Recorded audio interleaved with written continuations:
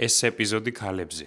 დამაპატიოს ყველა ქალმა, რომელიც ოდესღაც შევიყვარე და ოდესმეც ვერ გადავიყვარებ, მაგრამ ეპიზოდს იმ ქალზე თხრობით ვიწყებ, რომელიც უკიდურეს საფრანგეთში ემიგრანტების საცხოვრებელ სახლში გავიცანი და რომელიც არც მეტი არც ნაკლები ნგოზე ადიჩის ქვეყნიდან, ნიგერიიდან წამოვიდა თავის ორ შვილთან ერთად. ჩვენს ქალაქში ერთი ასეთი ემიგრანტების საცხოვრებელია, სხვა ქალაქის საცხოვრებელშიც ყოფილვართ და ყოველდღიურ საქმიანობაშიც დავხმარები ვართ. აქ კი კვირაში ერთხელ ან რამდენიმეჯერ დავდივართ. ჩემი გმირი რომ გავიცანი, იმ დღეს ვაშლის ღვეზელი გავაკეთეთ ერთად. სტანდარტული რეცეპტით, კვერცხით, ქვილით, ვაშლით, შაქრით და ნუ როგორც არის. უცებ მომზადდა და უცებვე გამოცხვა, მერე ვისხედით და ყველანი ძალიან ცხელ ღვეზელებს ჭამდით. უпростоრად მე არ ვჭამდი, რადგან კვერცხი ქონდა და ეს ამბავი ჩემს გმირს არ გამოპარვია. მოვიდა და მკითხა, რატომ არ ჭამ. საერთო ენის გამონახვაც არ გაგვიჭირდა და ალბათ ჩემმა მეგობრებმა ზუსტად იციან, რომ პირველს თუ არა მეორე კითხვად მაინც დავსვამდი იმ ავტორზე, რომლის ქვეყნიდანაც ჩემი თანამოსაუბრე იყო. ცხადია, ნიგერიელი ჩიმანდან ნგოზი ადიჩი იცოდა. პრინციპში, რატომ არის ცხადი, განა ბევრმა იცის საკუთარი ქვეყნის ცოცხალი და გენიალური ავტორები, ბევრმა იცის, რომ ზოგჯერ ისინი რეჟიმის მიერ ციხეში დატყვევებულები არიან. მოკლედ, ჩემს თანამოსაუბრეს საკითხული ქონდა ნგოზი ადიჩიც და სხვა ბევრი კარგი ავტორიც და ჩემთვის ძალიან სასიამოვნო იყო ძალიან კარგი წიგნის ამერიკანას ავტორის ქვეყნიდან წამოსულ ადამიანთან საუბარი. ეს წიგნი ერთ გმირზე, იფემელუზე გვიყვება. და მის სიყვარულის ისტორიაზე, იმ ყველაფერზე, რომელიც თითქოს მხოლოდ ნიგერიელი ადამიანის ფიქრები შეიძლება იყოს და რომელშიც თანდათან აღმოაჩენ, რომ ეგ საზღვრები სინამდვილეში არ არსებობს. რომ ათასობით კილომეტრით დაშორებულ ნიგერიელ იფემელუს ისეთივე განცდები და სიყვარულის სურვილი აქვს, როგორც შენ, სამეგრელოს ერთ პატარა ქალაქში დაბადებულ ბავშვს. ჟურნალი არილის ვებგვერდზე მოიპოვება ნგოზი ადიჩის 2009 წლის ქართულად თარგმნილი ინტერვიუ, სადაც ის პროფესორის ნათქვამს იხსენებს. პროფესორი მიუთითებდა, რომ მისი რომანი აფრიკული სულისგან იყო დაცლილი, რადგან ვერ გაიგო, როგორ შეიძლებოდა ნიგერიელი პერსონაჟები მას დამგვანებოდნენ. 2013 წელს იწერება რომანი ამერიკანა, მალევე პოულობს წარმატების გზას და განსხვავებით ნგოზი ადიჩის პროფესორისგან ყველას გვაჯერებს, რომ სინამდვილეში ნიგერიელებს, ამერიკელებს, მეგრელებს, პარიზელებს და ვინც გინდათ, ყველას გვაქვს საერთო ადამიანური სურვილები და მით უმეტეს დარდებიც. ჩემი გმირის სახელით ამავე რომანის გმირის სახელს იფემელუს გავს და ამიტომ მოდი დროებით იფემელუ დაუძახოთ. იფემელუს კითხეს, შენ თუ წერ რამეს მეთქი. როგორ არა, სულ წერ, როცა დრო მაქვსო, მეც ჩემი ცეტობით, აბა როდის უნდა გამოსცე და წაგვაკითხო მეთქი. იფემელუს გაეცინა და მითხრა ძირითადად რასაც წერ, ჩემი პირადი ამბები და დღიური არის, ამიტომ გამოსაცემად არ გამოდგებაო. ველოსიპედზე მჯდარი და სახლისკენ მომავალი მთელი დღე ვფიქრობდი, მარტო ის დღეც კი არა, სხვა დღეებიც. იფემელუსის რჩევის მიცემის უფლება არ მქონდა. ვერ აუხსნიდი, რომ სინამდვილეში მისი პირადი ამბები მარტო პირადი ამბავი არ არის. ნიგერიიდან უკიდურეს საფრანგეთში დაახლოებით 6000 კილომეტრში წამოსული ორშვილიანი დედის ამბავი, რომელსაც კაცმა არ იცის რა მიზეზი ჰქონდა ამის გასაკეთებლად, უკვე პირადი ამბავი არ არის. საზოგადოდ ქალური და საზოგადოდ სევდიანია, რომ მის მსგავსად უამრავ ქალს ამოძრავებს რაღაც ამოუხსნელი, ყველაფრის გადამლახავი ძალა. ამ ტექსტს როცა ვწერ, სავარაუდოდ უკვე ვიცი, რომ მეჯერ არ მომიწევს მისი ნახვა, თუმცა იმედია, რამდენიმე წელში რომელიმე აეროპორტში გადაჯდომისას იმავე აეროპორტის წიგნების ჩიხურში მოხვედრილი დაურეკავ ჩემს მეგობარ ლუკა ხატიაშვილს და რამე წიგნის რჩევას თხოვ. ის კი მირჩევს ვინმე ახლად გამოცემულ ნიგერიელ ქალ ავტორს და მე ხელში შემრჩება ცოტა ხნის წინ გაცნობილი ჩემი იფემელუ, რომელმაც პირადი ამბის ყველასთვის გაზიარება გადაწყვიტა. თქვენ კარგად გეცოდინებათ ტერმინი love language, ანუ სიყვარულის ენა, რომელიც იმ ქცევებს აღნიშნავს, რომელიც კონკრეტულ ადამიანს აქვს სიყვარულის გამოსახატავად. ჩემი სიყვარულის ენა ჩემთვის ძალიან მნიშვნელოვანი ადამიანების საყვარელი წიგნების საკითხვა. იფემელუმაც გამიზიარა საყვარელი ავტორების სიაც და მე კი ჩემ თავს დაპირდი, რომ საქართველოში დაბრუნებული ყველა მათგანს აუცილებლად წავიკითხო.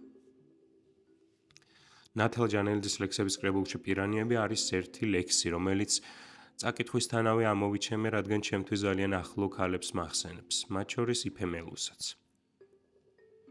გამაძრეთ ტანიდან ჩემზე ბევრად დიდი ზომის ეს დედამიწა. ისე წამეფარა თავზე მის მტკიცე ქსოვილზე ნაკეთსაც ვერ ვტოვებ.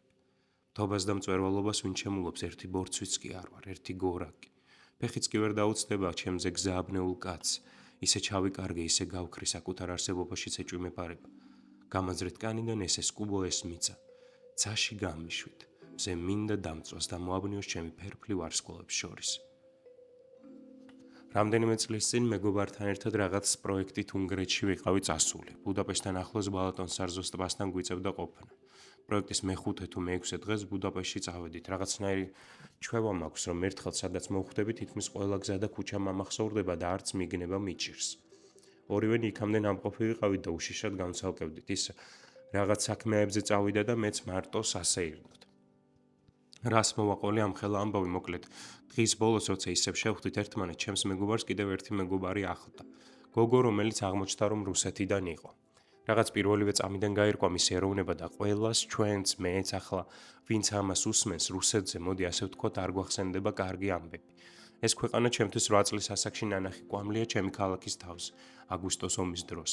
ამ გოგომ კი გააგრძელა თავისი ამბის მოყოლა და ეგ იყო რა. თურმე ჩემზე 2 წლით უმცროსი გოგონა რუსეთში ყოფნისას თავის სიცოცხლეს საფრთხეში იგდებს ისეთი საქმის კეთებით, როგორიცაა პოლიტპატიმრების წერილების ციხიდან გამოტანა და გაცებრულება. რაღაც 2 თავი და 4 განიერი მხარი დაემატა ამ გოგონას უცებ ჩემ წარმოდგენაში. ვერც ვიგებდი ასეთ რისკზე წასვლა, როგორ გამბედაობას მოითხოვდა. და იმ დროს ვერ წარმომედგინა, რომ რამდენიმე წელში ჩვენ ძალიან ახლოს ვიქნებოდით მსგავსი ბოროტების დიქტატურასთან და ჩვენი გოგოებიც მეც თუ არა არანაკლებ გამბედაობას გამოიჩენდნენ ბრძოლის ყველა ეტაპზე. და ახლა რასაც გეტყვით. კარგად მინდა მოისმინოთ. ოქტომბრის ბოლოა დაჭერების კაცმა არ იცის მე რამდენი ტალღა. იჭერენ ყველას და ყველანაირი მიზეზის გარეშე, ხო და ამ დაჭერიდან რამდენიმე დღეში ფოთის იზოლატორში პატიმრებს ესმით სიმღერა. ფოთის იზოლატორში მყოფი ნეკა ნათელაშვილი მღერის და რას მღერის. ჩემო კარგო ქვეყანაო რაზეთ მოგიწყენია. ნეკა არის არაჩვეულებრივი პოეტი და ლიტერატურათმცოდნე. ნეკა ჩემი მეგობარია და რომც არ იყოს აუცილებლად მოგატყუებდით, რომ ჩემი მეგობარია, რადგან როცა ეს ამბავი გავიგე და საკანში მჯდარი და მომღერალი ნეკა წარმოვიდგინე, ძალიან ბევრი ვიტირე. ხო და მართლა თუ გინდა ვინმეზე წერო, უნდა წერო ამ ამბავზე. შენ სამშობლოზე, გამბედავ გოგოებზე, ნეკაზე. ცადო ნეკას ამბავის მოყოლა ან სიმღერაში აყოლა და ემანდ ბანი პირველი და მეორე ხმა კი არა შეიძლება უბრალოდ სამშობლოს სიყვარული დაგაკლდეს და ვერაფერი გამოგივიდეს. ცხადია ნეკას ლექსის გარეშე ვერაფერს ვიტყვი. ძულ ხარ ჩემო სამშობლო, რადგან შენთვის დაწერილ სიმღერებზე ვტირი. ძულ ხარ ჩემო სამშობლო, რადგან არსად მივდივარ. ძულ ხარ ჩემო სამშობლო, რადგან შენი მიწის გარდა არსად მინდა სამარი. ძულ ხარ ჩემო სამშობლო, რადგან მინდა შენს გამო მოვკვდე. ძულ ხარ ჩემო საქართველო, რადგან მიყვარხარ. ჩემს იფემელუს რომ უთხარი საქართველოდან ვიყავი, აღმოჩნდა რომ ჩემს მშვენიერ ქვეყანაზე იქამდეც გაიგო. თურმე იმ ემიგრანტების სახლში სადაც ვიყავით და სადაც ის ცხოვრობდა, ჩემამდე ქართველი ქალიც ყოფილა. ოჯახით და შვილებთან ერთად. ერთ-ერთ შვილს კიდურებზე ჰქონია რაღაც პრობლემა და რამდენიმე წელი მკურნალობდა საფრანგეთში. მორჩენის შემდეგ კი უკან საქართველოში წასულან. მე თქვენ გეტყვით, რომ ზოგჯერ ომში ყოფნისთვის კონფლიქტურ ზონაში ყოფნა არ არის აუცილებელი. რამდენი ისტორიას ვისმენთ ყოველდღე იმ ქალებზე, რომლებიც ოჯახის სარჩენად ქვეყნიდან შორს წამოვიდნენ და არც კი იციან უკან დასაბრუნებელ გზას როდის დაადგებიან. 2024 წლის 28 ნოემბერს საქართველოს არაღიარებული ხელისუფლების პრემიერ-მინისტრმა განაცხადა, რომ ჩვენმა ქვეყანამ ევროპისკენ სვლა შეწყვიტა და მერე რაც იყო და როგორც იყო ყველა მიცით, ის საღამო მოვიდა და მას მერე ვეღარც გათენდა.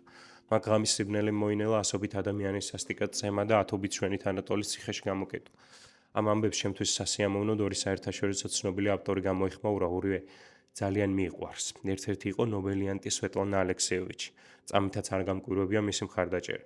სვეტლანა ალექსეევიჩი ავტორია იმ ძალიან ცნობილი წიგნებისა, როგორიცაა ცინკის ბიჭები, ჩერნობილის ლოცვა, რომელზეც Netflix-ის ძალიან ცნობილი მინისერიალიც გადაიღეს და ასევე ჩემთვის ძალიან მნიშვნელოვანი წიგნი, ომს არ აქვს ქალის სახე.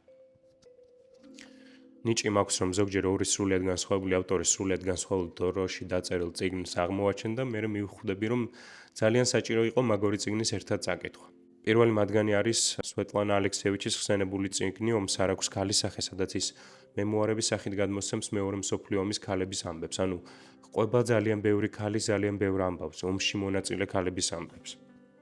ნეჭვი არ მეპარება, რომ ამ პოდკასტის შემდეგ წაიკითხავთ და ჩემსავით დარწმუნდებით ერთ განსაკუთრებულ რამეში. ქალები განას სისუსტეს იჩენენ ან იმ მოდელს მიჰყვებიან ბრმად, რომელიც ბევრი საუკუნის წინ სრულიად არასამართლიანმა სამყარომ შეურჩია და რომ თითქოს ქალის საქმე უფრო ემოციური რაღაცებია ვიდრე კაცისა, რომ თითქოს კაცები სანადიროდ საომრად მიდიან, როცა ქალები შინელოდებიან. თურმე ყველანი ძალიან შეცდნენ, ქალები ომობენ კიდევაც უბრალოდ ერთი დიდი განსხვავებით. ქალები ომში გამარჯვებისთვის შედიან და იმ ომში შედიან, რომელიც თვითონ არ დაუწყია და არც არასოდეს დაიწყებდნენ. ალბათ მაგიტომაც ამბობს სვეტლანა ალექსიევიჩიც, რომ ომს არ აქვს ქალის სახე, რადგან ქალი უფრო მეტად გამარჯვების და მშვიდობის სახეა, დამარცხებისთვის განწირულ ომში გაჩენილი იმედის სახე. მეორე წიგნი, რომელზეც უნდა მომეყოლა სალომე ბენიძის წიგნია შიროუს. თუ ამ წიგნთან ახლოს გაივლით, ეჭვი მეპარება ტირილის გარეშე შეძლოთ წაკითხვა. თუ სვეტლანა მეორე მსოფლიო ომის ქალებზე გვიყვება, სალომე ბენიძე დინა ოგანოვას ფოტოების დახმარებით და უამრავი ნამდვილი და მტკივნეული ისტორიით 2008 წლის ქალებზე ხვება. ეს წიგნი ორ ენაზეა დაწერილი და ხვება წარმოუდგენელ ისტორიებს, ზუსტად იმას, რაზედაც წეღან ვისაუბრეთ, ჩვენს მშვენიერ ქვეყანაზე და ჩვენს მშვენიერ ქალებზე, რომელთა გარეშეც ვერასოდეს გადავრჩებოდეთ და ვერც ვერასოდეს გადავრჩებით. წიგნი ორ ენაზეა დაწერილი და ჩვევად ვიქცია, რომ უცხო ქვეყნიდან ჩამოსულ სტუმარს საჩუქრად ვატან, რომ აი ნახეთ და წაიკითხეთ ქართველ გმირ ქალებს. 2008 წლიდან 2 ან 3 წლის შემდეგ პატარა მე ბულგარეთში წავედი ცეკვის ანსამბლთან ერთად. პირველად ვიყავი ქვეყნის გარეთ და უბრალოდ ვერ აგიხწერთ ყველაფერი როგორ მელამაზებოდა, განსაკუთრებით კი ზაფხულის მზე და ულამაზესი ნახევარკუნძული ნესებარი. ჩასვლიდან მე რომელიღაცა დღეს ღამით ძლიერმა ხმაურმა გამაღვიძა და სანამ შიშის მიუხედავად აივანზე გასვლა და ამბავში გარკვევა მოახერხე, მეგონა რომ ისევ ომში ვიყავით. ისევ აზდიოდა ჩემს ქალაქს კვამლი და ისევ მიწევდა შიში ისეთი ბოროტების, რომელიც არც კი იცი საიდან მოდის, რატომ მოდის ან როდის მოდის. არსებობს ტერმინი ომის ბავშვები. და არ ვიცი რამდენად მაქვს უფლება ჩემს თავსაც ომის ბავშვი უწოდო, როდესაც პარალელურად უკრაინაში ბავშვები ნამდვილად ომში იბადებიან, თუმცა აბა ისიც ვიკითხოთ, ეს ყველაფერი რაც ხდება ჩვენთან და ყოველდღიურად განა ომი არ არის? განა ვერ ვამჩნევთ ამ უზარმაზარ ბოროტებასთან დაპირისპირებულ ხალხს. ეგრე რომ თქვათ, რომ თითქოს უამრავ ჰოლდენ კოლფილდს ერთმანეთისთვის ხელი ჩაუჭიდია. კლდის პირას დამდგარა, რომ ჭვავის ყვანაში მოთამაშე ჩვენი ქვეყანა შემთხვევით კლდიდან არ გადავარდეს და არ გადაიჩეხოს იმ ცარიელ და ბოროტებით სავსე სამყაროში, საიდან ამოსვლასაც ძალიან დიდი დრო დასჭირდა. მინდოდა ეს პოდკასტი ჩემს ქვეყანაზე ყოფილიყო. ჩემი ქვეყნის მაგარ გოგოებზე და ჩემს საყვარელ ქალ ავტორებზე. ცხადია, ბევრი მათგანი სხვა დროისთვის შემოვინახე, თუმცა დასრულებამდე იმას მაინც მოვასწრებ, რომ კიდევ ერთი ლექსი წაგიკითხოთ, ამჯერად ლია ლიქოკელის. პატივცემულო წესრიგის დამცველებო. დიდი გრძალვით და მცირედი ცახცახით მოგმართავთ ფრიად დელიკატური თხოვნით და იმედია სწორად გამიგებთ. როცა ერთ ჩვეულებრივ ზაფხულის დღეს, ჩვეულებრივ ზაფხულის მზეში ერთი ჩვეულებრივი გოგო მარტო დგას ხიდზე, მოაჯირზე იდაყვებ დაღდნობილი და მდორე მდინარეში თვალებს ატივტივებს. ნუ მიხვალთ მასთან ნაცრისფერი უნიფორმით და ნუ კითხავთ აქ რას აკეთებს. შეიძლება იფიქროს, რომ დამნაშავეა, შეიძლება დაფრთხეს და გაფრინდეს. გასაგებია, რომ თქვენ იცავთ კანონს, რომ უპირველესია საზოგადოებრივი წესრიგი, მაგრამ უნდა იცოდეთ, რომ გოგოების კანონით ნებისმიერ გოგოს აქვს უფლება იდგეს ხიდზე მარტო, ნაშუადღების მდუღარ მზეში. დრო და დრო წყლისკენ წაიგზელოს თითები და თქვენს შეკითხვაზე გადახტომას ხომ არ აპირებს, გიპასუხოთ სიჩუმე. ყველა დიდმა გოგომ უკვე კარგად იცის, რომ აკრძალულია გასონზე გადასვლა და წყალზე სიარული. გასაგებია, რომ თქვენ გაქვთ წესები სპეციალურად გოგოებისთვის. ზაფხულში ისინი უნდა დადიოდნენ მხოლოდ ჯგუფ-ჯგუფად, ჭრელ-ჭრელ კაბებით, კიდევ უფრო სასურველია დანარნარებდნენ, როგორც წყვილის ცალები ძლიერ მკლავებზე დაღდნობილი მეორე ნახევრები ან მეორე ნახევრობის კანდიდატები. თმას უნდა ისწორებდნენ ნაზი თითები თვალები მინაბონ, როცა ყელში კოცნიან. და სიყვარულის ჩურჩული ჩეკენკილი პეპლის ფრთა საყურაების რხევით, ხიდის თავზე დაბერილი ღრუბლების ფონზე კრუტუნით მიირთვან ბამბის ნაყინი და საფხულის დღეების წებოვანი სიტყვა. მაგრამ ზოგჯერ გოგოები დადიან დაბალძირიანი სპორტული ფეხსაცმელით. იცვამენ ულამაზო ყელდახურულ მაისურებს, თმას ცხენის კუდივით გაიკრავენ, ჩაიწყობენ ზურგჩანთებში ქვებს, ჩაილაგებენ თვალებში საფიქრელებს, დაიხეტებიან ქალაქში, აკითხავენ ბაღებს და ხიდებს და წყალში ისვრიან სიჩუმის ანკესებს. უნდა იცოდეთ, რომ მათ აქვთ უფლება, აქვთ გოგოებს უფლება იყოლიონ საკუთარი თავები, ასეირნონ საკუთარი ქვები, არ შეიღებონ თვალები და ტუჩები კოცნით, არ შეისწორონ თმა და უყვარდეთ ქარი და მტვერი. უყვარდეთ დაუკრეფავი ყვავილები, უყვარდეთ ცარიელი ბაღები, ცარიელი ხიდები და ძალიან გთხოვთ. ნუ იქნებით ასეთი სასაცილოები, რაც საჭიროა იმის კეთების უნიფორმიანო წესრიგის დამცველებო. ასე ბედნიერი ვერ იქნები უნიფორმიანო წესრიგის დამცველებო. ყველაფერი კარგად იქნება. ყველაფერი კარგად იქნება უნიფორმიანო წესრიგის დამცველებო. გოგოს აქვს უფლება გიპასუხოთ, რომ აქვს უფლება კონდეს ასეთი სახე. იქნებ უბრალოდ სახლში დარჩა ბედნიერი გამომეტყველება. იქნებ ჩქარობდა და უბრალოდ დაავიწყდა აქ მოსვლამდე ვინმე შეეყვარებინა. და როცა ზაფხულის მდუღარ მზეში მარტო დგას ხიდზე, ნუ მიხვალთ მასთან არაფრისფერი უნიფორმით და ასეთი ტონით ნუ მიახლით კითხვას. რატომ უგავს თვალები დამბნად დაფლის სვეტებს? რატომ უგავს თითები მოცახცახე ფრთის სვერებს? იქნებ არც ახსოვს, რომ გოგოა. იქნებ არც ახსოვს, რომ მარტო. იქნებ უბრალოდ ფიქრობს მაინც რა შეგრძნებაა, როცა ხიდის ჭრდილი ხარ. წყალზე წევ ხარ ირწევი. არც ხარ, არც არ ხარ. ის იყო დავასრულე პოდკასტი, რომ ერთი ინფორმაციაც შემოვხვდა და ბარემ ეგრე მოვრჩეთ. რუსეთმა უკრაინის მხარეს მებრძოლ ქართველ ქალ მოხალისეზე საერთაშორისო ძებნა გამოაცხადა. ხო და